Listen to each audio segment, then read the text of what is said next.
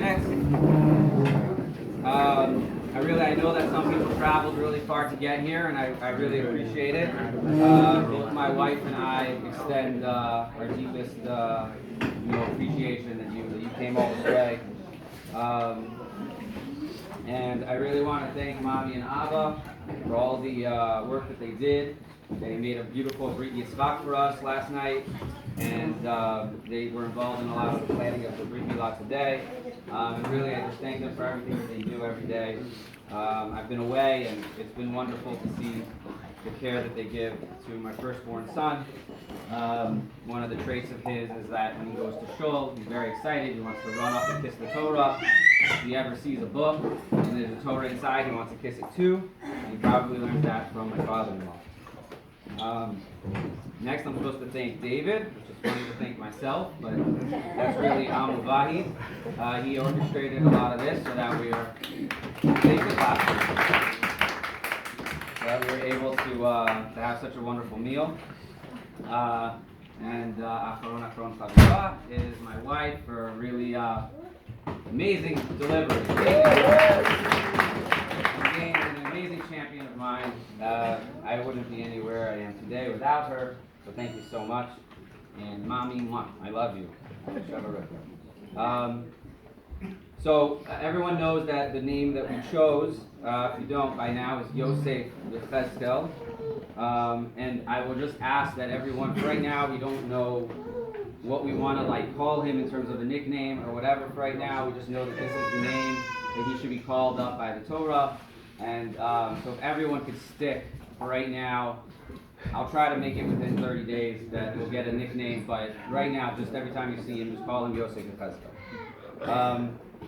Hopefully we'll be able to share and learn some words of Torah today, and I'd like that to be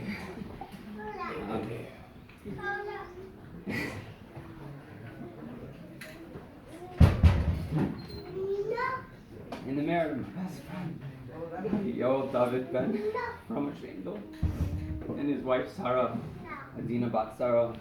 I just want them to have a life of happiness and peace, prosperity. So the name Yosef, it means that he will add, or he will continue, he will increase. He's talking about Kadosh Baruch Hu, that he will be the one to increase one's life, increase one's prosperity. And the name Yechezkel, it means that God will strengthen, or God strengthen. The historical significance for our people, Yosef, known as Yosef HaTzadik, is that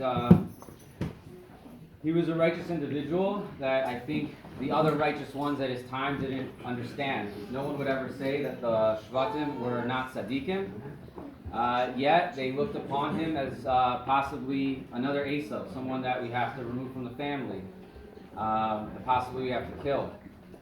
And so Yosef Kabbalistically comes from a place that's really the essence of Keter of Hashem. And the brothers, they're very, very close, but they're one step removed, yet there's an infinite gap between the two of them, and so they really don't understand one another. Ultimately, it's through Yosef's humility that he's able to bring the family together, and he really doesn't take them to task when they come down to Egypt and ask for food and ask for help, and he reveals himself. It's our personal feeling that Klal Yisrael really needs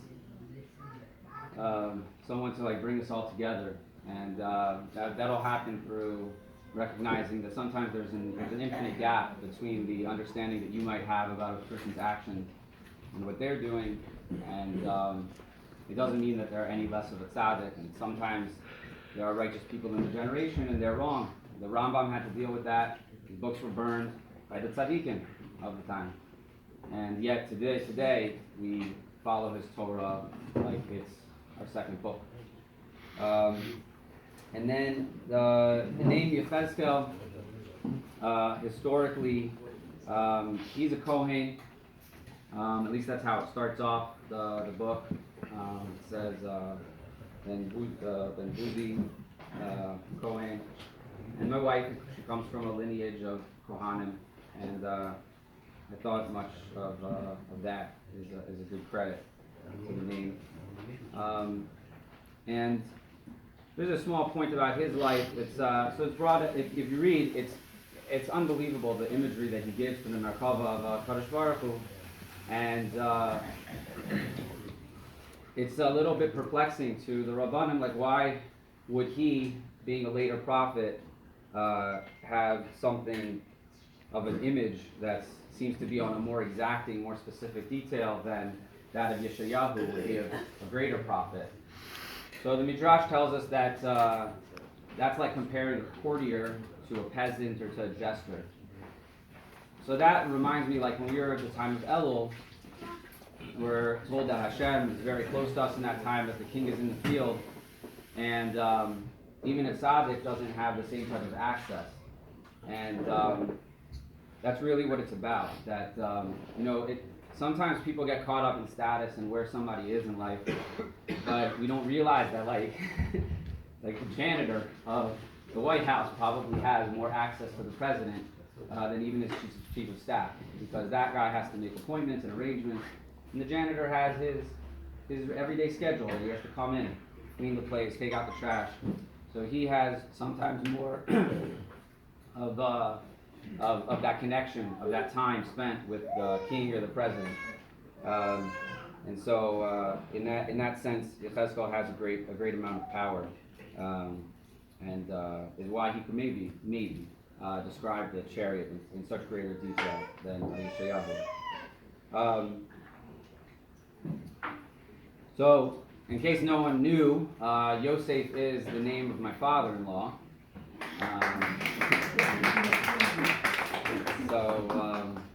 I guess what I'm about to say, you should translate from Mama Gigi John. So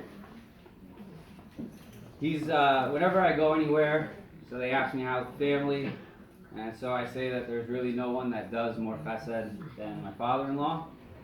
He's a man that many people count on, including myself. And as I mentioned, it's amazing to see that even while I'm away, that my firstborn son is able to have such a love, such an appreciation for life, and a lot of that is credit to him. The second name is Yechezkel, and that has a lot of significance, primarily of which that's Yael's grandfather, Mama Gigi's late husband, and his yahrzeit was on the day that our son was born. My wife wanted me to mention just slightly that it was a very difficult birth. It was prolonged, protracted, whatever words you want to give. She really gave her heart out. It looked like someone trying to run a marathon and really pushing their heart to the limit.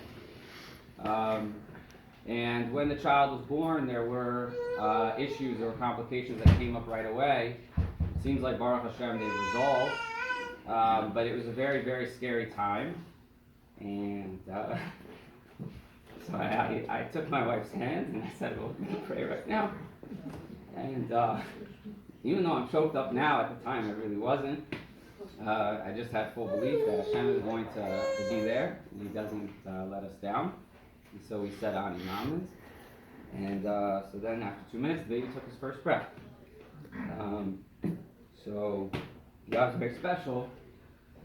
Mama Gigi additionally had premonitions and a dream announcing such a Brit Milah from her late husband. And it's our belief that he continues to guide. He was the patriarch of the family here in Baltimore, and that he continues to guide and is there for us as well. So a couple of things I wrote down about him is that he really was a man that wanted everyone to be happy. And he was always worried about his grandchildren. And whenever you left his presence, he always wanted to make sure that you got home safe and to please call him when you got there. Really the concern of the welfare of the entire unit, the family unit. He had 5 children, and then there's all their grandchildren and such, was really something that he personally felt responsible for. he was very neat and organized and meticulous. He wanted everything really to be in the right spot, and he was always looking proper and clean. You didn't see him leaving the house looking any other way. And he knew how to, being from Iran, he spoke Farsi, and he would read and memorize and recite Farsi poems. And he had a really great appreciation for being in America, so much so that he sat for the citizenship exam. And my wife has very fond memories of helping him to prepare for that.